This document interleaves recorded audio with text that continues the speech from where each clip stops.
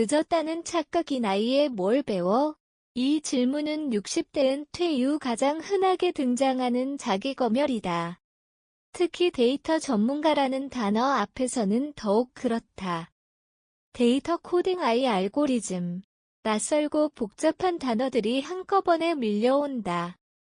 엑셀조차 익숙하지 않은 상황이라면 그 간극은 절망적으로 느껴지기까지 한다. 하지만 여기서 중요한 질문이 하나 있다. 정말 늦은 것일까 아니면 방식이 잘못된 것일까? 오늘날 데이터 분야는 과거처럼 특정 전공자나 젊은 세대만의 영역이 아니다. 오히려 경험과 맥락을 이해하는 능력이 중요한 시대다. 단순히 데이터를 다루는 기술보다 그 데이터를 해석하는 능력이 더 중요해졌기 때문이다. 즉, 데이터 전문가란 코드를 잘 짜는 사람이 아니라 의미를 읽어내는 사람이다. 이 정의가 바뀌는 순간 60대 은퇴자의 가능성도 완전히 달라진다.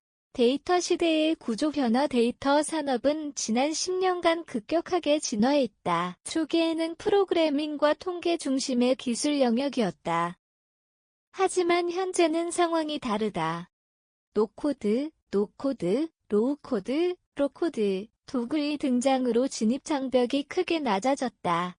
엑셀, 파워, 비트블루, 심지어 아이 도구까지. 이제는 전문 개발자가 아니어도 데이터를 분석하고 시각화할 수 있는 환경이 만들어졌다. 이는 기술 민주화의 결과다. 또 하나의 변화는 도메인 지식의 중요성이다. 단순한 데이터 처리 능력보다 특정 분야에 대한 깊은 이해가 더 큰 가치를 만든다. 예를 들어 행정정책, 조직 운영 경험은 데이터 분석에서 매우 강력한 무기가 된다. 국가정책, 데이터, 예산 흐름, 조직 구조, 민원 패턴. 이런 영역은 오히려 은퇴 공무원이 훨씬 더 잘 이해할 수 있다. 젊은 데이터 분석가가 절대 따라올 수 없는 영역이다. 즉 문제는 나이가 아니라 접근 방식이다. 전문가와 현실의 시선. 많은 데이터 전문가들은 공통적으로 말한다. 데이터 분석의 80%는 기술이 아니라 문제정이다. 이는 매우 중요한 포인트다. 데이터를 다루는 기술은 결국 도구일 뿐이다. 핵심은 무엇을 분석할 것인가와 왜 분석하는가다. 실제 현장에서도 비슷한 흐름이 나타난다. 기업들은 단순 기술자보다 비즈니스 이해도가 높은 분석가를 더 선호한다. 공공기관 역시 정책 데이터를 이해하고 해석할 수 있는 인력을 필요로 한다. 또 하나 주목할 점은 학습 방식이다. 최근 연구에서는 성인 학습자가 목적 중심 학습에서 더 높은 성과를 낸다는 결과가 반복적으로 확인된다. 즉 시험이 아니라 문제 해결을 목표로 할 때 학습 효율이 높아진다는 의미다. 특히 은퇴 이후 학습은 생존이 아니라 선택이다. 이 선택은 오히려 더욱 강력한 집중력을 만든다.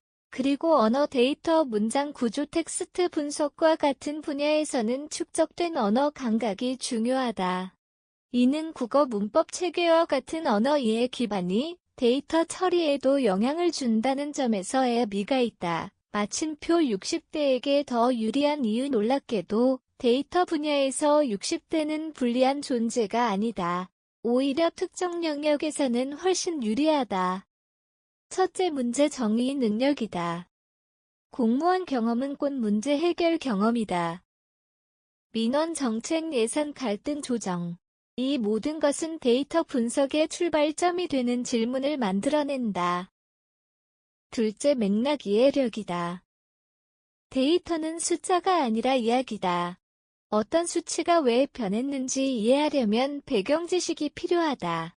이 부분에서 경험은 압도적인 차이를 만든다. 셋째, 학습 지속력이다. 젊은 세대는 빠르게 배우지만 쉽게 포기한다. 반면 중장년층은 느리지만 꾸준하다. 데이터 분야는 단기 속도보다 장기 축적이 중요한 영역이다. 그렇다면 현실적인 전략은 무엇일까? 1단계, 엑셀이 아니라 데이터 사고부터 엑셀 기능을 외우기보다 데이터의 구조를 이해해야 한다.